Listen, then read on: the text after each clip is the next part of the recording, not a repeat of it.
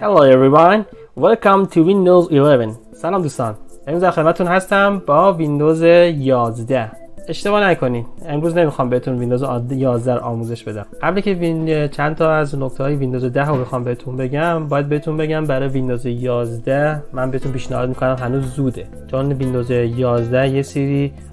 قوانین شرایطی میخواد که مطمئنم بیشترتون سیستمشو ندارین و مینیمم سیستم، یعنی حداقل سیستمی که من بهتون باید پیشنهاد کنم باید داشته باشین، بایستی حداقل سیستمتون سی پی یو دوال کور فست داشته باشه، 64 بیت باشه، اینتل یا ای ام دیش فرقی نمیکنه، رمش حتما بایستی حداقل 4 گیگ باشه، 64 هارد داشته باشین و از همه مهمتر که باعث از نوع بوت UEFI استفاده کنین، Secure Boot Support Enabled باشه. بعد درستون باید برسونم که ویندوز 11 با دایرکس 12 کار میکنه، یعنی کامپتیبل هست و بعد کنم به خدمت شما از همه مهمتر که ما شاید به مشکل بخوریم به اسم TPM هستش که Trusted Platform Model هست که باید از نسخه ورژن 2 استفاده بشه که مطمئنا بیشتر سیستم رو نداره. خب من امروز نمیخوام در رابطه ویندوز 11 صحبت کنم،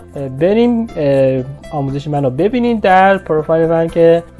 در واقع چند تا از ناگفته‌های ویندوز 10 که شما قبلا باش کار میکردین، شاید جلو چشتون بوده یا جلو دستتون بوده استفاده میکردین یا اصلا ندیدین، یه سری نرم افزارهای کوچیک و دمدستی تو ویندوز 10 رو میخوام بهتون امروز آموزش بدم، از جمله مولتی دسکتاپ و ایموجی و مولتی کیبورد و مایکروسافت استور و پینت 3D رو امروز میخوایم با هم کار کنیم. بریم که من بیشتر توضیح بدم در این نرم افزارا.